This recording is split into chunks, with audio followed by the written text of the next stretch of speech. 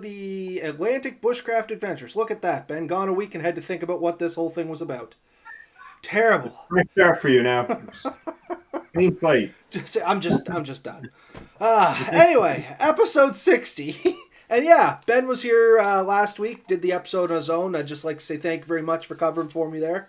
As he mentioned, I was a little under the weather, but he came through, did an amazing job, and we still have yet to miss an episode out of this entire time. We're 60 weeks straight, never missed a beat. I still think that's impressive. It is pretty impressive. I think now we've both missed one, or did I miss two? I know I've missed two. Well, one I couldn't connect in on. I talked through Oh yeah, I did one chat. with Sky before, didn't I? Yeah. Oh yeah. And I think you only missed. I don't know. I honestly don't know. We'd have to go back and look. But any case, tonight we're going to be chatting a little bit about what we've been up to, kind of the pandemic edition. Every week we keep saying, "Oh, maybe next week we'll be able to get out and do some stuff." Oh, maybe next week we'll be able to get out and do some stuff. Reality is, unfortunately, we have not been able to get out and do some stuff, not just because of the pandemic, but also over this weekend. Unfortunately, we had a little event that kind of held everything up. Yeah, yeah, yeah. So if anybody doesn't know, we won't get into it too much, but there was kind of a tragedy that happened in Nova Scotia over the weekend. Uh, Worst shooting in Canadian history. Um, a number of victims. I think the last total out was 22 or 23, and it's still under investigation, so that may not be the final number. And just on behalf of Ben and myself, we just like to let everybody know that our hearts are with the friends and family of everybody out there. I knew some of the victims, not personally, but through friends and coworkers. I'm sure you're much the same. Are you, Ben? Ah, I don't know. Yeah, like I think I've been close to some people that were involved in it. I do know that like the chase went only a few hundred yards from my house. Like we went for a walk the other day, and I'm seeing pictures, and the police are out taking photos and stuff of some of the crime scenes, and it's within walking distance of my house. So it's kind of it hits too close to home. It's a horrible thing, um, and I deeply feel bad for the families. Two people from my local area, two police officers that were injured, were fairly local to me and would deal with my search and rescue group and stuff. So um, No, it was a horrific event. Something yeah, I don't think anybody in Nova Scotia expected. I don't think anybody anywhere ever expects anything like that to happen that close to them. Unfortunately, it did happen here, and it was just a very senseless amount of violence. That, yeah, that's basically all I can really say on it. Um, so to insult the injuries, the whole pandemic thing where people are locked down and we can't get out and grieve together. Like mm, that physical disconnect is making it a lot harder, I think, on a lot of people. but So we went out ourselves. We did the candlelight thing. Was it Monday night, I think, or mm, where people went out and we put some candles out. I did 18 candles because that was the number we knew of at that time. In front of my house, me and my daughters and my wife. Uh, yeah, our hearts are with all the victims, all of Nova Scotia, all of Canada. Thinking about this, we're with you. And I think, yeah, there's not a lot more we can say. We can't make it better. We wish we could. no, it's. I don't want to just say it's just one of those things, but unfortunately, it's one of those things. It's done. Nothing we say or do will change the events at this point, but it's still just ultimately a tragedy. But Yeah. yeah. Uh, anyway, on a lighter note, getting back to our topic of the night, kind of what we've been up to during this whole situation to one, keep ourselves sane, and two, keep up with our bushcraftiness. Bushcraftiness? Can we coin that term? I think we could. I think I we think should we did. register that. But in any case, yeah. both Ben and I, over the last few days, have kind of had our own little projects on the go here, and we thought it'd be something to talk about at least, give you guys some ideas that we're not just turning into troglodytes. Well, we might be, but maybe a little slower than we would if we didn't have something to do for us. But yeah, we both have little projects kind of on the go here, and we thought it'd be fun to talk about. Get it out there, see what you guys think, and maybe if anybody joins us live here, I don't know if there's anybody talking to us there or not, but maybe we can hear some of your guys' ideas about what you're doing to kind of get through all this. So, why don't we start with your project there, Ben? And I'm going to do a little bit of advertising here and get everything lined up, and we can jump into it. So yesterday, my two of my daughters, my absolute youngest one, so she's like 4, and my oldest one, about 10, decided they wanted to sleep outside. So I got a couple of tarps set up. I'd given them the tarps to them a few days ago, and they went out and they half-heartedly tied them up. And I went out to quickly show them how quickly they could do it. So I wrapped one amount of string, one length of rope around a tree and tied 2 tarps to it. And then sort of, I guess the term is PowerPoint or? Let me switch over and we'll get right into what you're chatting about here. So, These are yours. Yeah, mine came up first. But anyway, we'll get back to that. So this is kind of what you're up to there, Ben. So why don't you walk us through it? So it's just 2 tarps facing kind of each other. They're more open in the backside. This is sort of the front looking from my cab or my house. And my 2 daughters, they slept in the right side together. They stayed out till probably a little after midnight, and we heard the door open, and one of them woke up and was nervous, I guess. The youngest one was, and later on it started raining and stuff. But it was just a neat idea, just trying to. So I mean, these aren't huge tarps; they're probably 8x8 or 8x6. Not a huge tarp, but makes a nice little shelter pulled out that way. You can see quite a bit of room.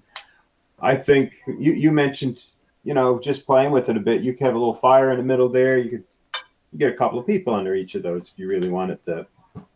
And yeah, that's kind of the first thing I noticed was from this picture here, just the way it happens to be set up here. If you took these 2 corners and like the whole pyramid that you got going there and kind of pivoted more towards the back a little bit, and you wouldn't have to go far. Don't get me wrong, just enough. You could almost have a nice little fire right in between the 2, and it would keep you fairly warm. And you could almost set up a third one in there, but unfortunately it would kind of lack the heat and stuff like that. But I mean, it's a interesting setup is what I liked. I mean, if you really took your time and set this up, you could almost use 4 tarps and 4 corners.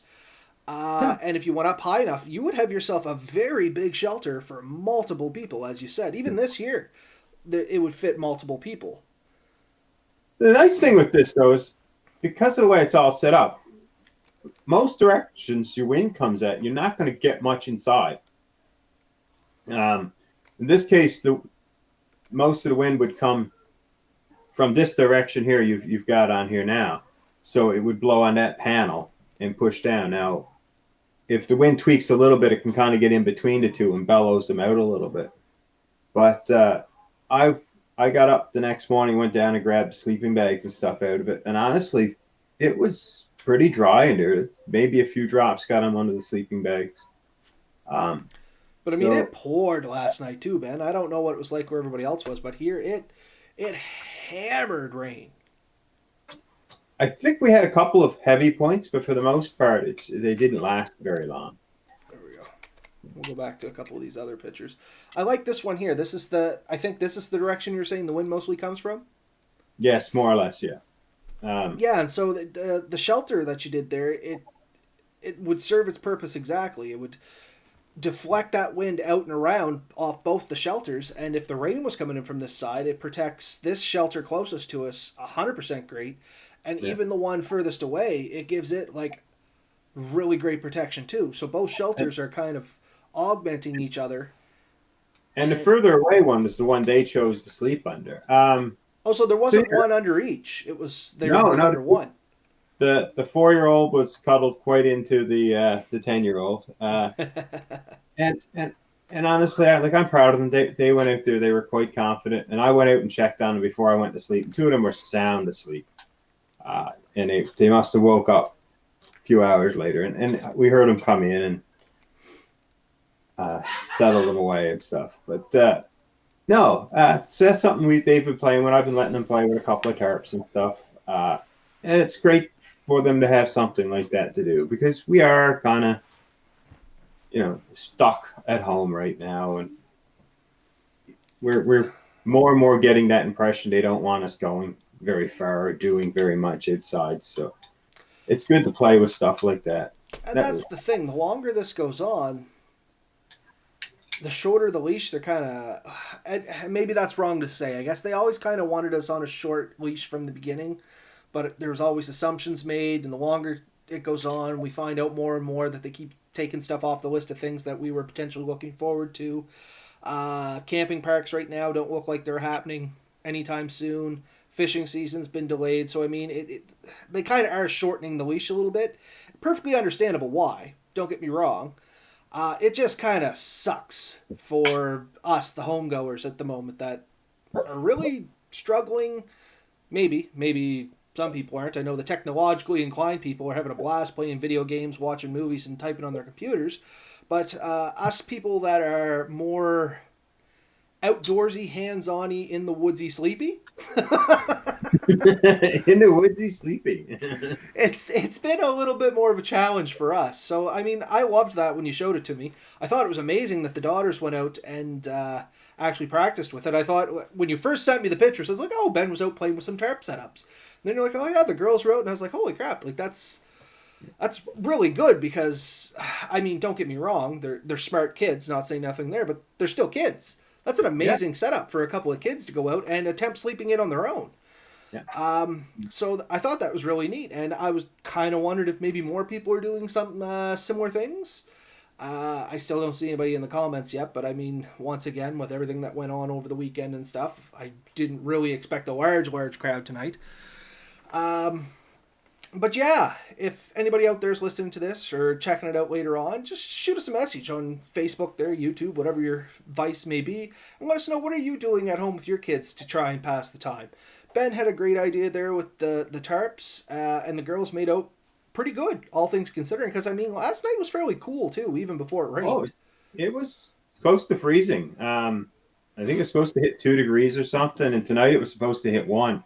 And there was talk of the other daughter going out with the youngest one again tonight. Now, I asked her earlier, and she kind of backed out of it again, but that's fine. I want to get out myself and do some more stuff. The thing is, I'm working from home, but I'm hitting it really early, and I just want to be at my best. And if I get out and have a poor night's sleep for whatever reason, then I'm not going to be able to be at my best. I find when I camp, I tend to sleep in. I don't know about you. I also tend to stay up a little bit later. Yeah, but I think that's kind of the beauty of camping. You don't have the restraints of bed times and rise times. It's when you get tired, you go to sleep. And when you wake up, you wake up. But I'm definitely longing for a nice campfire and a few drinks and talk to a buddy or something. You know, I'm. Once this lifts, I don't care who it's with or if it's by myself. I am just grabbing my kit bag, picking a direction, walking into the woods for a good 6 hours, and staying there for a day or two.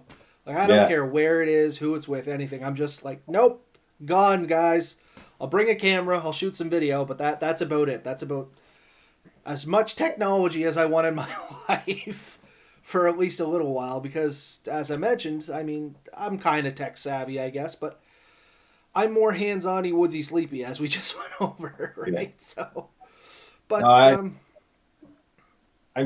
I'm keeping myself busy. I am doing stuff around the house. I'm doing up, in the next couple of weeks. Hopefully, I'll get down there again and use my basement again. I know there's a couple of people have mentioned they're missing my old setup. It's not going to look like that again. I've improved it quite a bit, but I had another setback today, so we won't talk too much about that. But I'm getting it. I'm gonna get through this.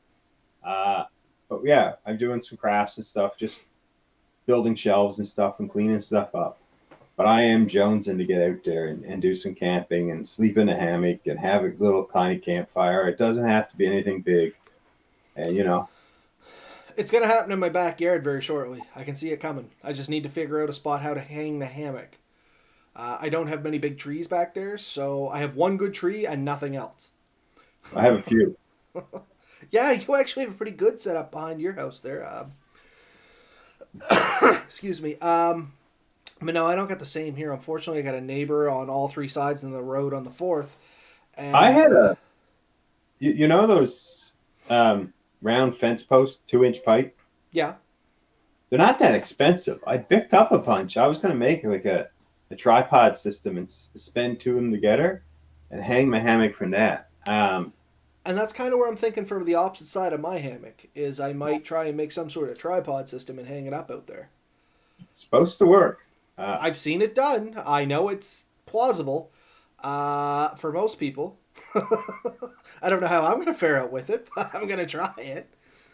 I would personally, just throwing this out there, I would take a couple of good pegs or maybe a couple of pieces of like sharpened stick, improvised tent pegs, and run an extra line from the tripod out to give you that extra stability Mm. so it doesn't pull them in or No, that's an tie. excellent idea. Yeah. That's my thought. But the other thing I was planning on using a spreader bar. So I had taken two of those 8-foot poles. I cut a round piece of wood. It's still out there somewhere. And I joined the two of them. And then I was figuring that my weight shouldn't be enough weight to buckle or break that bar. It should keep everything spread so it's not taking that kind of strain. So the tripod's only lifting the weight and the spreader bar is holding the inward forces. I think I know what you mean. Yeah, no, you should be okay with that setup. I mean, I my weight might break it, but Honestly, the tripods I was using 2x4s, I'd ripped into 2x2s. and you had no problem with the two by twos. I never fully set it up. I built it. It's out there. It's all in pieces. It had a purpose. It just never Uh, came to fruition yet. Never had a reason to actually set it up. We had a trip plan where there wasn't going to be necessarily trees, and we were planning on pulling the trailer anyway. So I was just going to throw them all in the trailer. I was going to make a set of these, and then I was going to hang them up. I think I was actually going to set them up in like a square or triangle shape, so I get like 3 hammocks off 3 Mm-hmm. or 4 hammocks off 4 tripods. Yeah, yeah, Like a that would square. actually work pretty good. Yeah, big square. And the key with all of this is how you're distributing the weight. Like you're going to see my pictures here in a second where I hung my hammock out in the sunroom, and I connected into 8x8s. But the thing is, they're standing straight. Like there we go. They're standing straight up, right? So the pressure's coming straight in on those 8x8s. When I climb into the hammock, you can actually see the whole walls of the sunroom flex a little bit. And I Oh, mean, I'm not a really? tiny guy. Don't get me wrong. And I'm not talking like they're flexing inches, but you can see them shift ever so slightly, which kind of made me nervous because the whole setup I have out there is janky to begin with. I have carabiners leading to a small piece of chain, leading to a small piece of rope, leading to a hammock. Oh, Robert. So I had a proof of concept. Now, originally, I might as well jump over here and we'll get over to That's my fine. photos. So this is kind of what I'm doing. This is my project that's out here in the sunroom. So directly beside my office, out in this direction, we have a room attached to the house, which we call the sunroom because that's conveniently enough what it is. It was a room just meant to be full of windows, allow sun in. In this picture, you can see I still have one boarded up side there, and that's to cut down on light a little bit, as well as that doesn't have an actual glass window in it. That's just screen. And there's another just screen on the other side of that big window you see to the left. So those two are kind of covered up. I generally leave them because it adds a little element of privacy from the neighbors beside us until the trees start growing in. Once the trees grow in, you can't see through there, and basically you can take it down and Bob's your uncle. We can't see out, they can't see in, things are great. So I'm any loving the case, Coleman stove and the Coleman lantern. well, see, this is the thing. This whole spot I'm gearing up here, I'm trying to make it into a tiny studio for doing some review videos and stuff for our channel. I could Yeah. do them here in my office, and I have like 100 of them I want to do. The reality is, every time I sit down to do, well, one, it's hard to find the time just to sit down and do one in the office. Two, it's still the house office. It's not just my office, although it kind of is my office. But I mean, Melissa still has a business she has to keep paperwork up to, and you always hear the fax machine going off here behind me. But more specifically, my lovely little daughter loves to burst in at any second or start pounding on doors and stuff like that. She's just a 4-year-old being a 4-year-old. So, I mean, I can't fault her. I don't blame her and I don't begrudge her for it. It's just one of those things. It's really hard to shoot a consistent video, right? So, my idea is this studio outside. It gives me an area where I can kind of just separate myself a tiny bit. Yeah. And that's kind of the whole idea of it. So we had the sunroom for years. We've barely used it to its potential. I mean, it kind of became a storage area more than anything. So finally, I was just like, you know what? No. I'm gonna take that back corner. It was already somewhat kind of clean, and I'm gonna convert that into some sort of studio where I can sit down and do some recording. So you see, that's gonna be my table. I got the Coleman lamp there. I got the Coleman lantern there. And if you look real closely, Ben, you can actually see my jankiness there on that hammock. That's my old Coleman hammock, the original hammock that I had from Canadian Tire. So you can kind of see if you start at the hammock end, you get a gray piece of rope, which is the rope that's tied into the hammock, which goes to a carabiner. Yeah. And then you see that blue piece of rope and carabiner, which is the old tie-ups from my green hammock that you switched out for the whoopee slings. Yeah. Then that carabiner goes into a length of chain. Because now that I have whoopee slings, I've realized it's really hard to make adjustments on these things without whoopee slings. So I have an order in for a second set of whoopee slings, and then I'll get rid of all this jankiness. And then that chain goes into an eye hook in those, I guess they're not 8x8s, they're 6x6s. One of these days, we just got to order a bunch more am steel, and I'll make them. Yeah, and I think that's going to be the deal. You and I talked about that before, and I think we should definitely go down that path again. Yeah. But any case, yeah. So the whole idea here is I'm going to set up a studio. I want to do a review on the sleeping bag, a tarp setup we had, a few other items, and this is going to give me the place to do it. So we set it up, and somebody might have seen the picture I originally posted up on our Facebook page, and this is my actual hammock, the one that I take out into the woods and things are good, right? So this has the whoopee slings on it, and as you can see, it's just the carabiners going into the eye hooks, and everything is hunky-dory. I couldn't find little pieces of rod like you have, Ben, or I would have put a Marlin hitch in it, just so you would have been proud of me. I didn't have that on hand, and I was getting antsy to get into the sleeping bag, or not the sleeping bag, the hammock, to be perfectly honest with you. So this is what happened.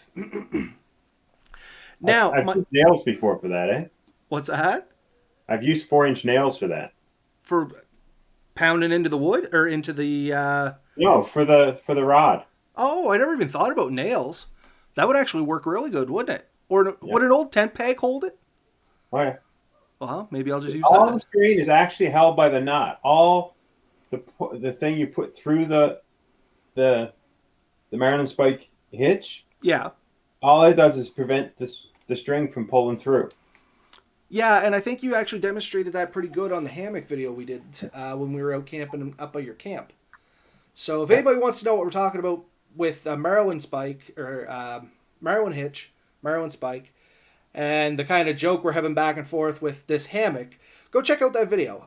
It's called, I think, Hammock Setups or something. You'd think I'd remember the name of our own video, but it's about setting up hammocks. Just go look. It's on our playlist. And Ben does a really great setup of how to get the hammock going. Yeah, and Jamie Harris just made a good point. 14 to 1,700 pounds pull on each end of the hammock lines, depending on the angle you have it set at. So I set mine, and Ben makes a really good point of that during that video we just talked about using the old finger gun as a good indication. I have found I like mine ever so slightly looser than that, because I'm slightly shorter than Ben and slightly heavier than Ben. And that gets me a little flatter away. And I'm talking like a half inch on either side. That's kind of why I set this up in the sunroom, was to find my ideal hang angle. And we still got to try and put a ridge line on that, because I want to try that too, which is another great thing for us to get some am steel for. Yeah. Now, actually, what I've done with my ridge lines for that is the smaller stuff to lash it Yep. or sling it. They're both almost the same product. Anyways, I have a roll of that in the basement, and I'd give you that length of it if you want. But Well, when I we do, ever get out to go camping again, we'll set up a ridge line and we'll do a video on that too. I do it the exact same way I do a whoopee sling, Oh, and you adjust it. and you can adjust it. Once you get it adjusted, just tie a knot in it or whatever, so it won't.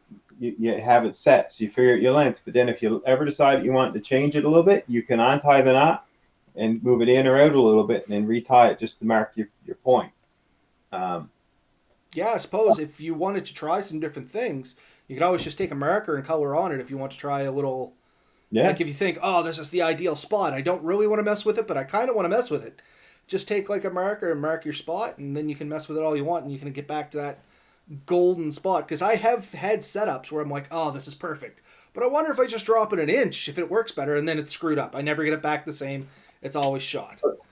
there is another number some people use. I can't remember if it's 85 or 65 or 75. It's a percent. 80, 80 to 85% of the length of the hammock or something like that, isn't Yeah, it? something like that. So you measure it off. If you have a 10-foot hammock, that's 120 inches. Then if you do 85% of that, then that's 80 plus, another 16 or whatever, right? So Yeah. you add it all up, and that's your new length. So say 95 inches or whatever. You stick that 95 inches on your ridge line, you set it that length. But then if you make it adjustable, you make it so that you can go a little bit bigger and a little bit smaller, and you can have that range. Like you said, once you find your happy spot, you lock it in. Lock it in and good to go. Yeah. So I have that with some of my big double hammocks, but I don't do it with my screened-in hammocks because it just gets in the way. Yeah, and I could totally see that. As you seen with my picture there, I kind of flipped the screen under it. Yeah. So, and the other thing I learned was this Canadian Tire hammock here. Man, once you've slept or used a real hammock, like a good one, Yeah. that Coleman one was janky, man. One side is stretched out further than the other, and every time you're sitting in it, you feel like you're gonna fall out of it. And I'm just like, holy crap, how did I ever? And I've slept in this hammock. Yeah. Slept in it and thought it was the bee's knees. Like I thought it was just great, best hammock ever. Got it on sale, crappy tire. Never gonna find anything better. Once I got something better, wow. Not that it's a bad hammock, just a whole different experience. You know what I mean? Oh yeah. And That's why I'm terrified to try the really expensive hammocks. Not that mine are dirt cheap, but you'll fall in love with them, right? That's like I thought about the same thing. I've got the middle of the line ones, and I don't know if I could have, if I went to the next level where you get the bells and the whistles. I was like, oh, could I go back to a middle line hammock? I know I can't do a cheap one now. But the last point I wanted to make on all of this thing here with my project was I made a point of saying this was to try and get away from my daughter a little bit. Not, once again, not trying to get away from her, but just so I could shoot the videos with a little bit of peace. She came out and said, Dad, I want to try. So now we have a new hammock sleeper in the family.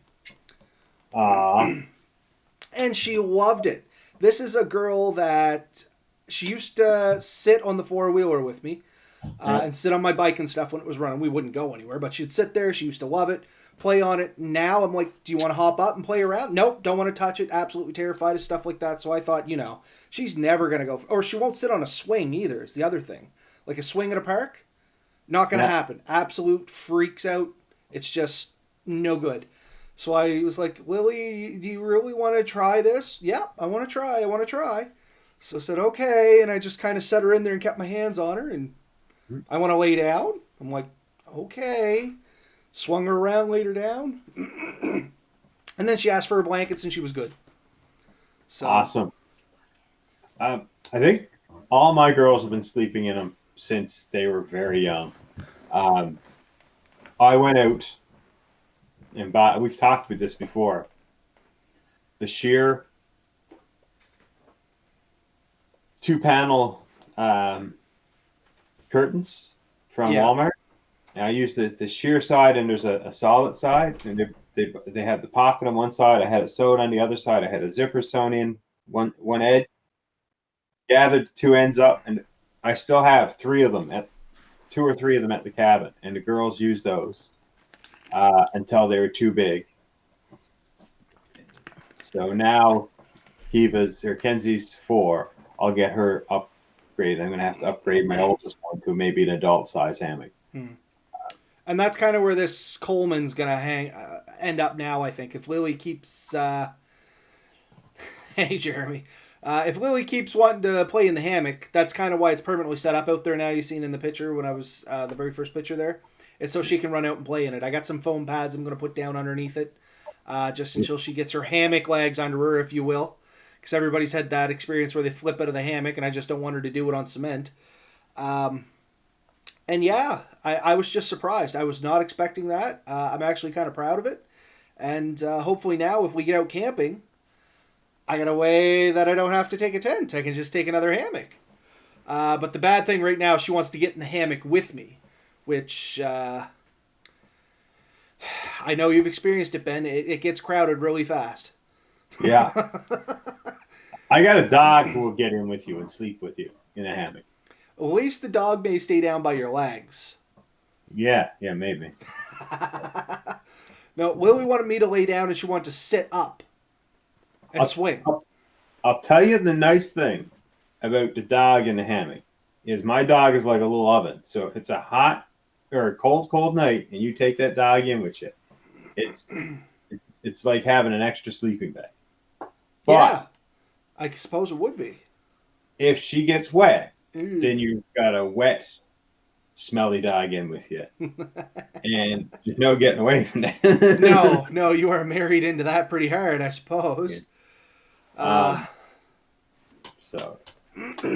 But yeah, anyway, that was kind of my little project. I was sending Ben some pictures, and we're kind of snickering about it over the weekend. I didn't show him the picture with the kid in the hammock. That's kind of a surprise to him now, but that's just some of the projects that we're up to between ourselves, our families, kind of keeping our heads on somewhat straight as good as we can. I mean, we're not right to begin with on the best of days, but it's keeping us from going off the deep end, I guess, or further off the deep end.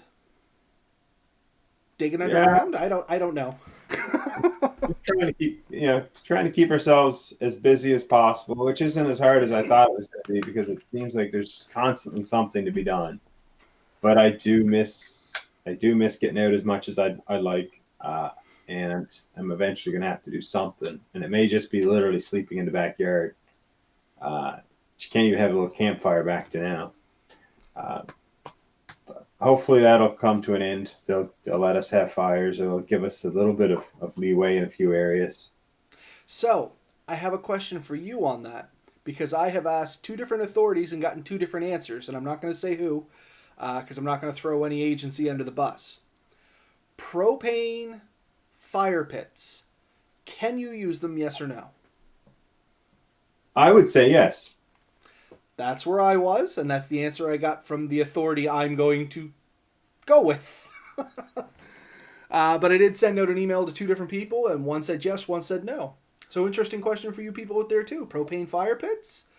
Should you be allowed to use them? My reasoning was, yes, it's an open fire, but it doesn't emit sparks. So it's no different than basically having, like if you were welding or something like that. You know what I mean? There's going to be a potential hazard if you tip it over, but no more than... barbecue? Yeah, barbecue. Exactly. Like, I don't see the extra risk of like sparks flying out and stuff like that, which is what they're trying to get rid of with open fire pits and stuff like that, right? It's not the fire itself they worry about so much as the embers that go off or the firebrands. They can float for hundreds of feet, land somewhere, you don't see it, and all of a sudden you got a spot fire that runs into a field fire, something like that, yada, yada, yada. But you don't get that with these, right? But you can still roast a hot dog on it. You can still cook on top of them. You can have all the fun of a fire at all the cost of a tank of propane. Well, and the thing is, when you turn it off, it's off. Like with a wood fire, I mean, you could douse it, and even if you douse it, like I've taken buckets of water, thrown on a good fire I've had going for a while, went in the house and looked out a couple hours later, and it's going again. Yeah. You know, like you really have to to work to get a wood fire going out. If you've built any bed of coals, if there's any amount in it, yes, you can virtually put it out and look at it and you see to have no obvious hot spots. It looks pretty damp, but there's a lot of built up residue heat hidden in the coals and stuff, and it'll dry themselves off and light up again. Like there's enough heat caught in the core sometimes and in Oh, under the and ashes. especially when it's been dry and stuff. Like, I mean, some of you people out there know that I used to work with natural resources as a firefighter. And I can remember us going back to, well, Porter's Lake Fire, prime example. 16 days after we had it contained, we were still finding hot That's spots. yeah. So, I mean, that's how long it can go. Jeremy made the point of saying hot tents are allowed as well, as long as you have a spark arrestor. Now, this one I do know there's a specific legal term for. They consider them an incendiary device. The spark arrestor, this one I remember because I've had this conversation with a great many people. Spark arrestor has to have holes no bigger than 1/8 of an inch, but there's also a height requirement on it, and I cannot remember what that is off the top of my head. But you will find that on the novascotia.ca/NATR/fire and look under bylaws and policy. It's somewhere buried in there. And not, that's the Nova Scotia burn regs anyway. If you're listening to this from other countries, provinces, territories, whatever, I mean, look for your own local bylaws. But here in Nova Scotia, that's where you're going to find it. Yeah, because you have horrible luck if you start quoting Nova Scotia line. They're gonna laugh at you. Exactly, because and then that's just provincial jurisdictional law. There's also, you have to look for medicinal bylaws as well, which could also infringe on that. So just do your research. Jeremy's completely right. Just make sure you fall into the specifications of what you are required for your area. Because in HRM, you still can't use those. It's zero burn. Doesn't matter if it has a spark arrestor or not. That's right in their medicinal bylaw. When there's a burn ban on, zero. Technically, they can come and investigate your fireplace. And they can do a wet certification on the spot. And if you fail it, you're fined when there's a burn law. Like, it's really stringent in HRM. And the only reason I know this is, once again, from my days with natural resources, we had run into a few interesting situations where the provincial policy versus the municipal bylaw came into questions and all of that great stuff. But that's a tale for another day and a few other beers. But yeah, so bottom line is yes, most times you're allowed to use things like hot tents and stoves and stuff like that because they fall into incendiary devices. Just make sure you fall into the specifications for your provincial policies as well as your medicinal bylaws.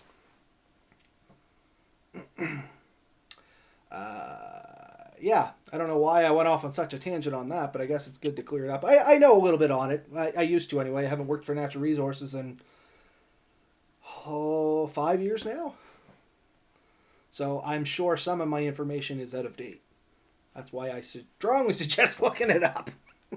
Well, and that's a good point. Is any time like there's no real point in memorizing a lot of these rules and stuff. It's more important to know where to find them because every year laws change. Not every law every year, but every year there's changes made to some laws. Oh, there's heavy amendments on policies and bylaws. I mean, I still work for a government branch. I'm hesitant to say where, but we get monthly updates where a policy has been updated and or a bylaw has been updated. And it's not like it's you have to send out this big mass public email of guess what, we tweaked this thing a little bit. Generally it's a tweak.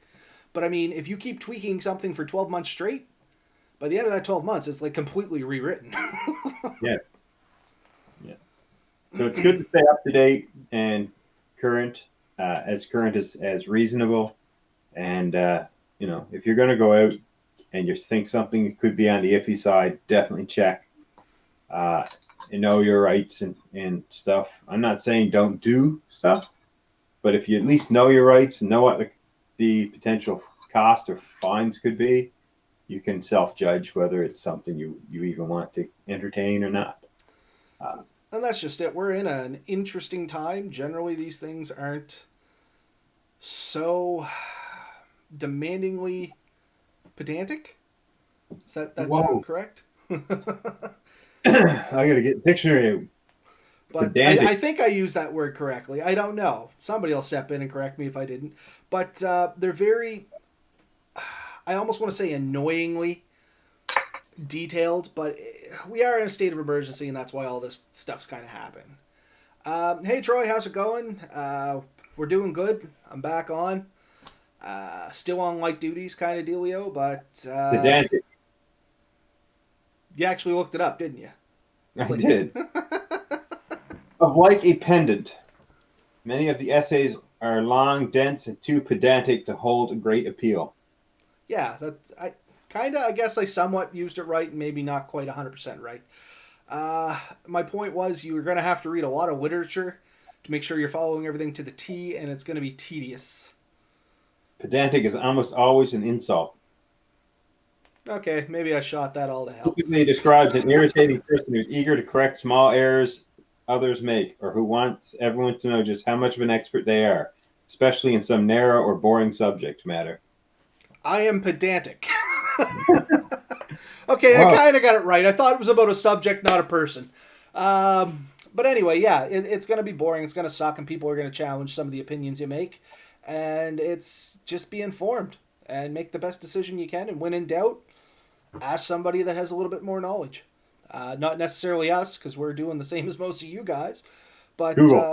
Ask Google. That's what I do. I ask Google. He knows everything. Google, I know when it comes to fire related stuff, a lot of time I still have a few friends with natural resources. I can shoot them emails and stuff and try and get clarification on things. If not, your local fire department will hopefully come up with some stuff for you, especially when it comes to burning. During all these isolation processes, health authority is key. If you're wondering if you can do something, but you're not 100% sure, shoot them off an email. It does take a little bit of time, but they do let you know what's going on and what you can and can't do and what they recommend you do and what you don't recommend you do. So there are resources out there, and during this time, I guess it's key just to be informed, as Ben said. And that There's kind of, always oh, that, sorry. I said, there's always that old excuse. It's easier to ask forgiveness for permission, but reality is it's not really a good No, because idea. they're getting real generous with the fines, I've noticed, on a lot of things that I didn't think they would fine on, to be honest with you. But once again, is the times we live in, right? Well, it's like they say. I mean, if you spread COVID-19 to somebody, maybe, if you spread it to me, maybe it's no big deal. But then I pass it on to an elderly person or to whatever, then it starts to become a much bigger deal. And it can potentially travel through this province in a rather quick time span if we let our guard down. So, And unfortunately, I know it sounds like we're beating a dead horse with this topic. Unfortunately, we're all kind of beating, well, the province, the health, everything's beating a dead horse with this, and that's the only way to get through it. yeah. Um, it sucks, but it's helping. Yeah. So, But like I said, there are stuff we can do. You've seen the pictures of the tarps that I had set up. You've seen the hammocks that Robert's setting up in his house, or his sunroom, anyways, semi house. semi house, that's fine. But I mean, you can play with some stuff. You can get out there. I know some people are. Um, it's it is a good time to play with your gear and get it figured out and make sure it's all working right. I know I do enjoy it. I got a few things I still plan on doing. I have a little piece of quartz that I keep playing with, thinking I'm going to try and make something out of it. But You're I gonna never. try and oh my god, flint nap it. Yeah, I want to try to get like a small, just like one good edge on it, just to see, or just get the fire steels out and start like see if I can get some sparks off it or something, right? Just something. Um, And you know what? It's a great time. Well, maybe not so great for other people, but I still burn wood as a source of heat for my house. It's a perfect time of year because you don't need a great big fire. You usually have coals going. Make char cloth. I've been making char cloth by like the bundle lately. right? Well, when the coals are just down, it kind of gets warm during the day, right? So you don't want to load it full. So in the morning, I get up early, I throw one or two pieces in just to get a few coals and kind of shut it down, and hopefully that keeps it until uh, It, no, she didn't kick me out, Troy. I did that willingly, believe it or not. Um, it just, I have no idea what I was saying. Went right off the rails. Yeah, anyway, coals in the fire. If there's no open flames, you just have coals in the fire. Get a tin with some holes in it. Make yourself some char cloth. It's another great thing to do, and you can play around with using char cloth to start fires. Because a piece of char cloth will light paper on fire if you work at it hard enough. And I've used it to get a stove going. It does make a little bit of smoke, but it's not unbearable. Anytime you practice that stuff in a controlled environment, it's going to be a lot easier in a less controlled environment than it would have been had you not practiced. You know what I mean? Like 100%. Get your process down, see what works, see what doesn't work. I find in a time when it's needed, I put a lot more care and stuff in. So that's the time when you can really try and see, well, what's the absolute minimum amount of work I can put into getting a fire going. Prime example, when we were out at the lake and we were using the bow drill to get a fire going, and I said, we should probably make that bird's nest a little better, but we'll be all right. We weren't all right. We should have made that bird's nest a little better. Yeah. We barely got a really much of a coal going at that time. Like, we really struggled with it. There was a little bit of dampness around, and being that close to the lake, I mean, bow drill is hard and tricky at the best of times, and it's one of those things you really do have to practice, and you have to have good stamina and good upper body strength. So now's the time to find out exactly what you do need to do it. In my eyes, and I am not a lawyer, I am not preaching for you to go out and do this. If you get caught and you said Robert said it's fine, I'll deny it. But it's a good time to go and start practicing a bow drill. That's something I do. You realize how to record it, right? I know 100%. And that's why I'm saying right now, I'm not telling you to do it. But I have practiced the bow drill. I practiced it in the sunroom. It's a cement floor. Once I get an ember going, I just dump it in an ashtray. You know what I mean? It's no worse than a cigarette butt in my mind. I don't go right to flame. That's a whole other thing that you can practice at some other time when it's not quite so dire. But it's a good... You'd be surprised what kind of effort it takes just to get a coal going. Yeah. Oh, yeah. Hand drill, another perfect one. I've done that right in the office. There's a video of that. It's actually on our channel. You can see me make a hand drill coal right there on the floor. I had to have the door closed and the window open to let the smoke blow out, but I did it. I just picture you at work doing it. Work doesn't like me. Well, work likes me. They don't talk to me much. I'm the weird one down in my own little hidey hole. But anyway, like we said, that's just some ideas what we've been doing to keep ourselves entertained. And of course, you hear me hark on the technology all the time, but we stay connected through Facebook, Skype. Tonight we're actually using Google Hangouts, and it seems to have worked better than anything we've tried up to this point. Yeah, I keep forgetting. I used to use Google Hangouts for a lot of stuff. I keep forgetting about it because a lot of stuff like with Google. What did they kill? Google killed one of their MSN Messenger. No. There was a Google program for like chats and stuff that they literally shut it down. I thought it was Hangouts, but it's not Hangouts. I don't know. Yeah. I'm a little behind the time. Like, I was devastated when they killed ICQ and MSN Messenger. So that was only last week, wasn't it? That you discovered, right? Man, I fought for a long time. When they closed MSN Messenger, I looked online and I found back doors on how to make it run. I kept it for like a year and a half, almost 2 years after. They were like, nope, MSN Messenger's gone. We're not using it. I was like, no, hell you're not. I am. I liked it. It worked.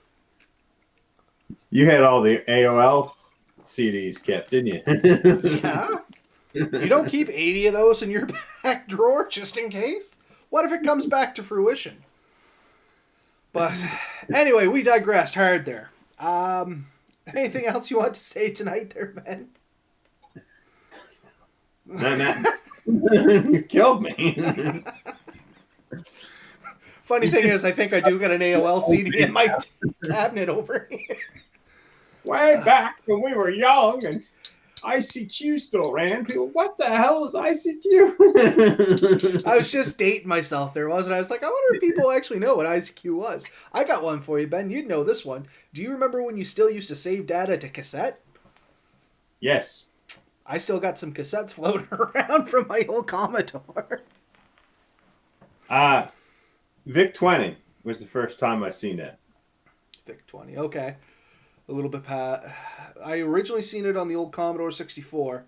Well, Vic 20 preceded the Commodore Yep. 64. That would have been, well, it preceded the Commodore, I think, didn't it?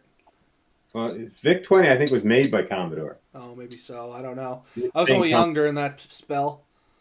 So, But yeah, so when I got my Commodore 64, it came with a 5.5-inch floppy. oh yeah, Oregon And Trail, best game ever. but the driver for that, like the that you put the disc in, it was about 18 inches long. Yeah. Yeah, it was huge. And you put it in, you had to turn the big lever, clunk. Locked into spot. I thought that was the computer. Anyway, somehow we went down this rabbit hole again. We won't tie you guys up with our. Not bushcrafting. No. We went down a bad rabbit hole. Not a bad rabbit hole, different rabbit hole. So anyway, that's Back it to for me Oregon. for tonight. Unless you got something on there, Ben. No, everyone get out in your yards safely without fire and do what you can. Best of luck with this. As soon as they start lifting restrictions, trust me and Robert will be hitting trails either together or separate, but we will be doing something outside. We will be sleeping in the woods somehow, somewhere. Propped up against a tree or otherwise. And look forward to the near future, now that I kind of have a semi sort of studio set up, and I'm sure there'll be more complications, to a couple review videos coming up. So that's how I'm going to try and maintain my sanity a little bit more. Have a good night, everybody. Night off.